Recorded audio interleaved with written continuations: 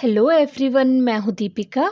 आज हम पढ़ेंगे गीत अगीत, जिसके कवि हैं रामधारी सिंह दिनकर।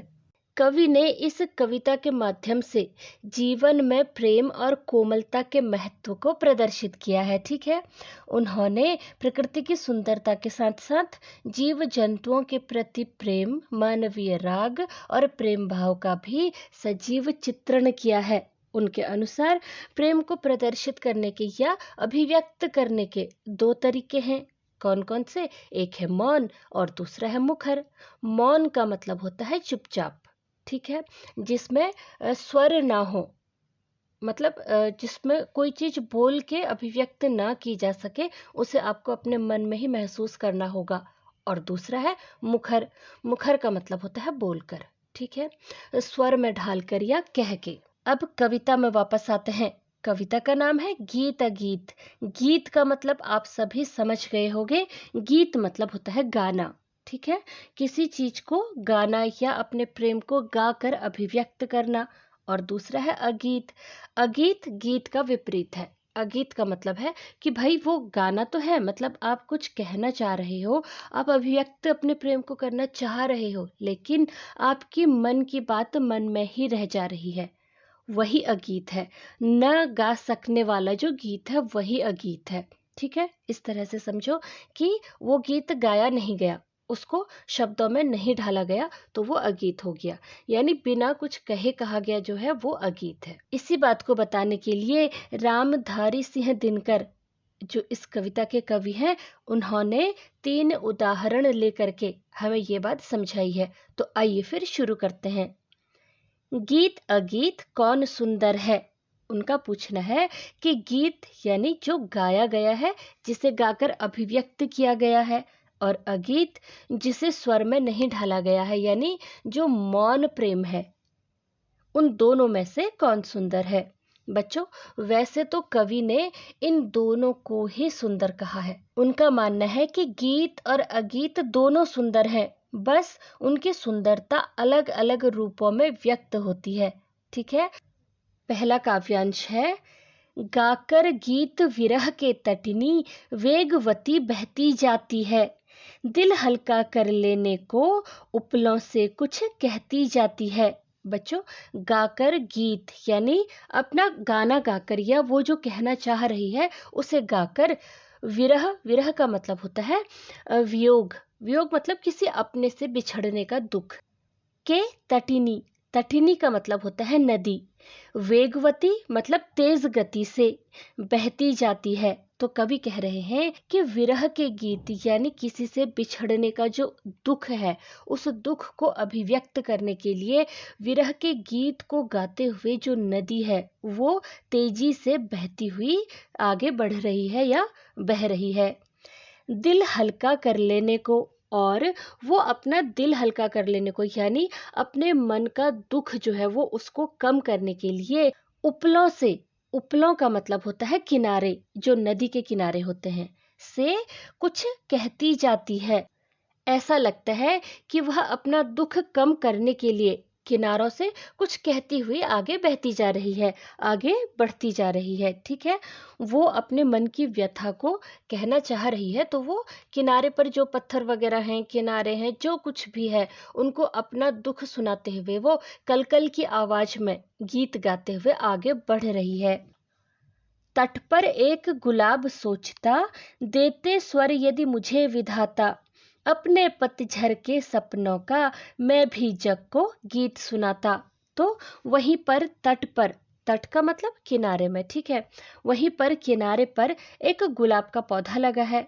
तो उसमें जो खिला हुआ गुलाब है वो सोच रहा है कि देते स्वर यदि मुझे विधाता, स्वर मतलब आवाज यानी बोलने की शक्ति, और विधाता मतलब ईश्वर या भगवान। तो वो सोच रहा है कि अगर भगवान ने मुझे भी आवाज दी होती तो मैं भी अपने पतझड़ के, पतझड़ मतलब पतझड़ का जो मौसम होता है, ठीक है, के सपनों को, अपने पतझड़ के समय देखे गए सपनों को मैं भी जग को, जग मतलब होता है संसार या फिर दुनिया, इस दुनिया को मैं भी गीत गाकर सुनाता। मतलब किनारे के पास में ही एक गुलाब चुपचाप ये सब देख रहा है, ठीक है।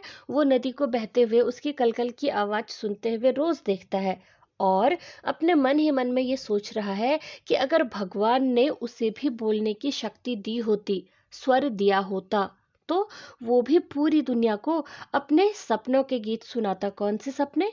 जो वो पतझड़ के समय देखता है।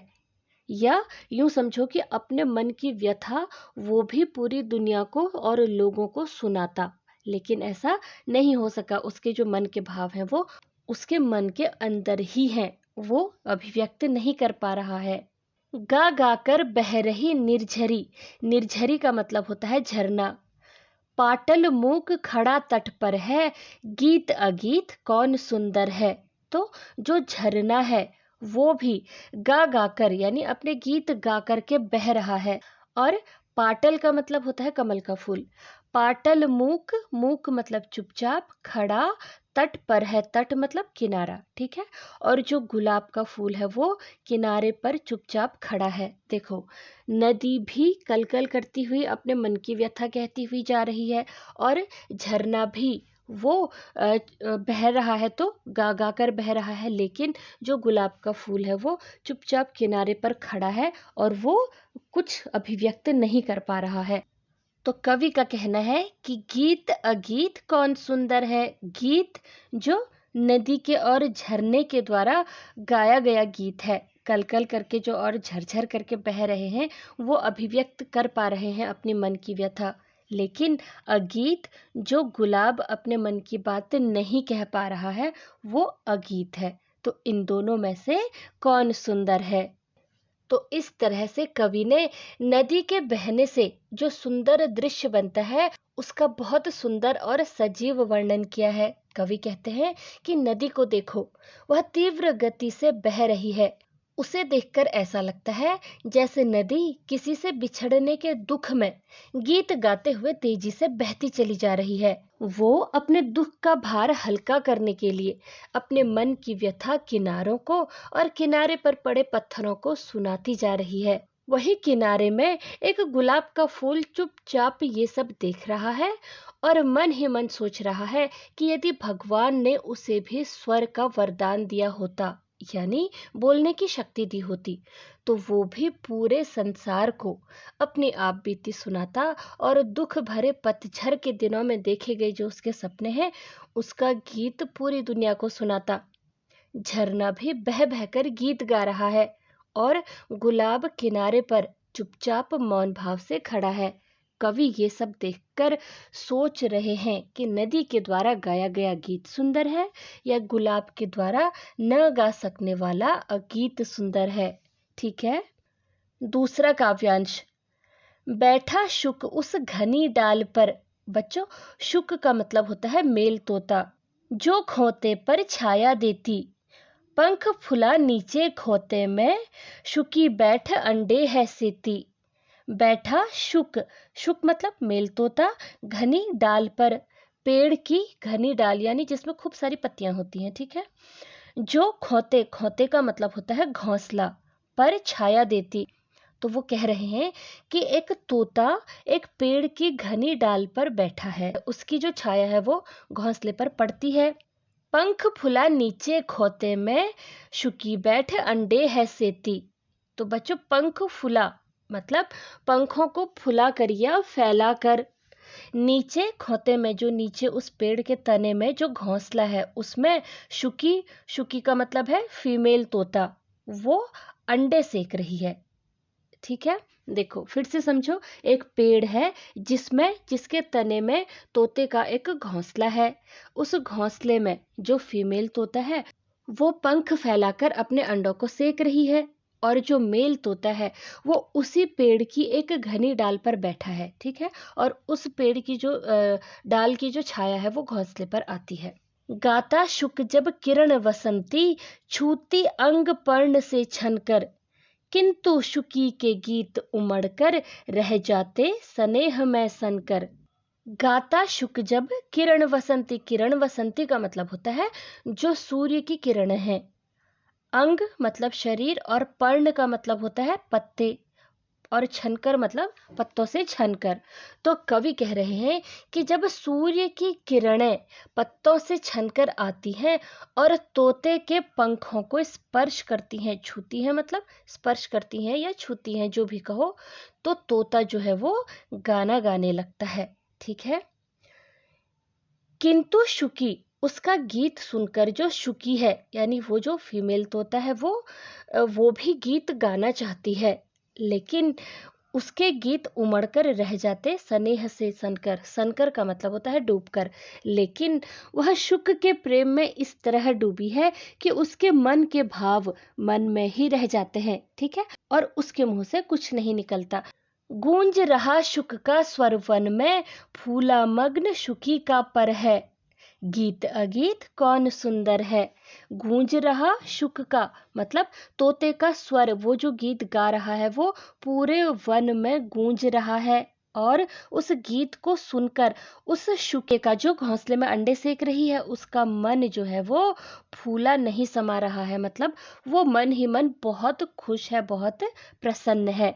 और कवि एक बार फिर पूछ रहे हैं कि गीत अगीत कौन सुंदर है। गीत जो शुक या फिर तोते के द्वारा गाया गया गीत है या अभिव्यक्त किया है उसने जो प्रेम। ठीक है। या अगीत जो शुकी जो फीमेल तोता है वो उस प्रेम को महसूस कर रही है लेकिन अपना वो अभिव्यक्त कुछ नहीं कर पा रही है। इन दोनों में से कौन सुंदर है। तो इस तरह से कवि शुक और शुकी के प्रेम का सुंदर वर्णन करते हुए कहते हैं कि शुक पेड़ की उस घनी डाल पर बैठा है जिसकी छाया उसके घोंसले पर पड़ रही है, और उसी घोंसले में शुकी वो पंख फैलाकर अपने अंडे सेक रही है। यही पड़ा है ना। तो कवि कहते हैं जब सूरज की किरणें पत्तों से छनकर आती हैं और तोते के पंखे पर पड़ती हैं तो तोता खुशी से गीत गाने लगता है। उसका गाना सुनकर शुकी भी कोई प्रेम भरा गीत गाना चाहती है, लेकिन वो शुक के प्रेम में इस तरह डूबी है कि उसके मन के भाव मन में ही रह जाते हैं। और बच्चों यही अगीत है, मन के भाव मन में ही रह जाना, अभिव्यक्त ना कर पाना ही अगीत है। ठीक है। और उसके मुख से कुछ नहीं निकलता। एक और शुक का गीत पूरे वन में गूंज रहा है और शुकी उसका गीत सुनकर मन ही मन बहुत प्रसन्न है। कवि यह सब देखकर सोच रहे हैं कि शुक का सुरीला गीत सुंदर है या शुकी का मौन या फिर अगीत। ठीक है। तीसरा काव्यांश है, दो प्रेमी है यहाँ एक जब, बड़े सांझ आल्हा गाता है, पहला स्वर उसकी राधा को घर से यहाँ खींच लाता है। बच्चों, दो प्रेमी है, यहाँ पर कवि ने दो प्रेमियों की बात करते हुए गीत और अगीत को अभिव्यक्त किया है। ठीक है। जब एक उन दोनों में से जब एक यानी जो प्रेमी है वो बड़े सांझ, सांझ मतलब होता है शाम का समय, आल्हा, आल्हा जो है वो बुंदेलखंड में गाए जाने वाले वीरता के उदाहरणों से ओतप्रोत लोकगीत होता है। ठीक है। मतलब यूँ समझो कि लोकगीत है। वो जब शाम के समय लोकगीत या एक गीत गाता है तो पहला स्वर जैसे ही वो गाना शुरू करता है उसका पहला स्वर उसकी राधा को मतलब उसकी प्रेमिका को घर से यहाँ खींच लाता है। उसका गीत सुनकर जो उसकी प्रेमिका है वो अपने घर से उस तरफ जहाँ भी वो गीत गा रहा है, वो किसी वन में गा रहा हो या किसी बगीचे में जहाँ पर भी है, वो उस तरफ खींची चली आती है। चोरी चोरी खड़ी नीम की छाया में छिपकर सुनती है। तो चोरी चोरी मतलब चुपचाप से वो नीम के पेड़ की छाया के पीछे छिपकर उस गीत को सुन रही है। उस पेड़ के पीछे खड़ी होती है और चुपचाप से सुन रही है। हुई न क्यों मैं कड़ी गीत की, विधना यों मन में गुनती है। तो विधना मतलब विधाता या ईश्वर, वो भगवान से कह रही है कि हुई क्यों ना मैं कड़ी गीत की, मैं इस गीत की कड़ी, कड़ी मतलब गीत की एक पंक्ति या यूं समझो कि इस गीत का, इस गाने का हिस्सा, मैं इस गीत का हिस्सा, इस गाने का हिस्सा क्यों नहीं बन पाई, वो ये ईश्वर से कह रही है। वो मन में गुनती है, गुनना मतलब होता है सोचना। ठीक है। वो मन ही मन ये सोच रही है कि हे ईश्वर, हे भगवान, मैं इस गीत का हिस्सा क्यों नहीं बन पाई। वह गाता पर किसी वेग से फूल रहा इसका अंतर है, गीत अगीत कौन सुंदर है। वह गाता मतलब प्रेमी गा रहा है प्रेमी, पर किसी वेग से, लेकिन किसी गति से, किसी वजह से। फूल रहा इसका मतलब राधा का, जो उसकी प्रेमिका है, ठीक है, उसका अंतर है। अंतर का मतलब होता है हृदय या फिर मन। देखो, गीत वो गा रहा है, लेकिन उसको महसूस करके उसकी प्रेमिका का यानी राधा का जो मन है वो प्रसन्नता से यानी खुशी से फूल रहा है मतलब फूला नहीं समा रहा है, यानी वो मन ही मन बहुत खुश है, ठीक है। और गीत अगीत कौन सुंदर है, कवि ने फिर वही प्रश्न किया है कि गीत जो प्रेमी ने गाया है, जो अभिव्यक्त किया है, वो गीत या जो राधा या फिर जो प्रेमिका है वो नहीं गा पा रही है, वो उसे मन ही मन में महसूस कर रही है बस, ठीक है। इन दोनों में से कौन सुंदर है, ये प्रश्न एक बार फिर कवि ने यहाँ पर को छोड़ा है, ठीक है। तो इस तरह से कवि जो हैं वो दो प्रेमियों का वर्णन करते हुए कह रहे हैं कि एक प्रेमी जब शाम होते ही आल्हा यानी वो जो लोकगीत है उसे गाने लगता है, तो उसकी प्रेमिका जो राधा है वो अपने घर से उस गाने को सुनने के लिए खिंची चली आती है। वो नीम के पेड़ की छाया में छिपकर अपने प्रेमी का गीत सुनती है और मन ही मन में बहुत खुश होती है, मुग्ध होती है। उसके बाद वो ईश्वर से पूछती है, एक तरह से सोचो कि वो मन ही मन में सोचती है कि हे विधाता, हे ईश्वर, आपने मुझे इस गीत की कड़ी क्यों नहीं बनने दिया। यानी वो सोचती है कि कितना अच्छा होता अगर वह उस गीत का एक हिस्सा बन जाती। वो इस मधुर गीत में खो जाना चाहती है। प्रेमी गाता है तथा उसे सुनकर प्रेमिका का हृदय प्रसन्नता से नाच उठता है। यहाँ भी प्रेमी का प्रेम गीत है और प्रेमिका का प्रेम अगीत है। क्यों? क्योंकि वो अभिव्यक्त नहीं कर पा रही है, ठीक है। तो इस तरह से कवि ने प्रेम को अभिव्यक्त करने के दो तरीके कहे हैं, पहला मौन और दूसरा मुखर, यानी एक अभिव्यक्त करके और दूसरा चुप रहकर। लेकिन साथ ही उन्होंने दोनों तरह के इस अभिव्यक्ति को ही सुंदर कहा है, ठीक है। उनके अनुसार जो गाकर व्यक्त किया गया है, जैसे नदी का कलकलाना या शुक तोते का गाना या फिर इस प्रेमी का गाना, ठीक है, ये सब गीत हैं। जबकि जो बिना बोले या बिना व्यक्त किए गए मन में ही रहा, जैसे गुलाब का मूक भाव, शुकी यानी जो फीमेल तोता है उसके मन का प्रेम, ठीक है, और इस प्रेमिका का, ये राधा का जो हृदय में ही वो उस गीत को महसूस कर रही है, उस प्रेम को महसूस कर रही है, वो सब क्या है? वो अगीत है। तो बच्चों, कवि यह पूछकर एक रहस्य छोड़ देते हैं कि इन दोनों में से कौन अधिक सुंदर है। इसका उत्तर व्यक्ति की अपनी सोच पर निर्भर करता है, क्योंकि दोनों ही अपनी अपनी जगह सुंदर हैं, है ना। तो बच्चों, इस तरह से ये चैप्टर यहीं पर खत्म होता है। मुझे उम्मीद है कि ये आपको समझ में आ गया होगा, लेकिन अगर कहीं पर कोई डाउट रह जाता है तो कमेंट करना मत भूलना। पूरी कोशिश करूंगी कि आपके डाउट को दूर कर सकूं, ठीक है। तो मिलते हैं अगले चैप्टर पे।